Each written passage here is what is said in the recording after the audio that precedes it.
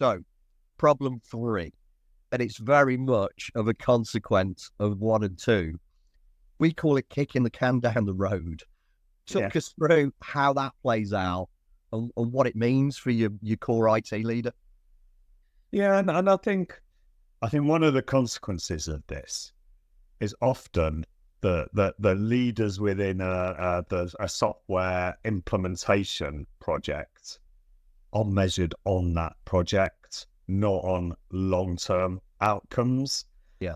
And actually, the life of a CIO, a CTO, a head of architecture within a lot of organizations, especially as they're transitioning into a more agile digital organization, is often fairly short-lived in career purposes. I don't know what the average would be. Maybe you'll be able to find that for us, Reuben. Well, according to my LinkedIn, every 2 years they seem to fly off somewhere. Right, yeah, so yeah. But and whether that's reflective of the whole industry or just your kind of the more digital focused ones that you tend to deal with, but those IT directors, those project managers, those leaders, they end up focusing just on the current, getting their current problem solved, trying to get as much immediate value to the business that they can.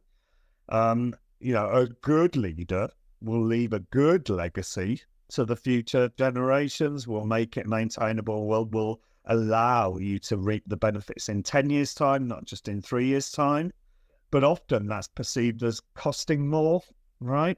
Especially from this point now. I think if you fast forward 10 years and look back, it wouldn't have cost, it wouldn't in hindsight cost more. But now it's hard to put that case as to why you're going to spend money now for the future, right? Yeah.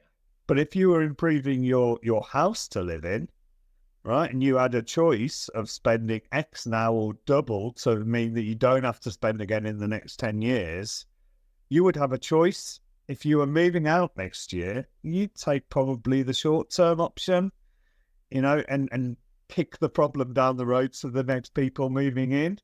If you were there for that's where you're going to live for the next 10 years, you'd make the more strategic choices, right? So as an IT leader, you always want to be able to put the case for taking those strategic options, setting the groundwork for the future. But as the pressure ramps up on projects and as people get behind on timelines, which we see a lot in large enterprise projects, especially if they are not structured correctly, you will end up making compromises and you will kick the can down the road for the next projects. You will say, and it's almost like there's a maturity of dealing with tech debt, with the zero maturity, just ignoring it. Yeah. The level 1 maturity that I see everywhere is recognizing it, admitting we've got technical debt, but saying we haven't got the budget to fix it now, right? That's nearly as bad as zero, to be honest, because it's then you've got the problem where the next initiative does not just cost what it needed to cost for the return on investment, but it had solved the previous problem, the legacy problems, right? Yeah. So yeah, that's why we always call it kind of, just kicking the problem down the road for the next project. And then what's the next project do? Does that take on that cost? Well, if you've still got that mentality, you're going to kick it down the road further for the next project. And then suddenly the tech debt problem is just growing like a snowball.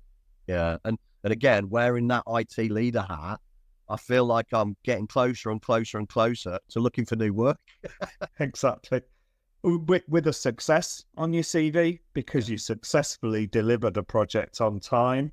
Yeah. In fact, the more I think about it, the more like the successful kind of CVs or LinkedIn profiles would be the ones who are saying, I delivered on time and I left a great legacy for the next leader. And the next leader goes, what a great state that architecture and those processes were in place, That's a success, I would say.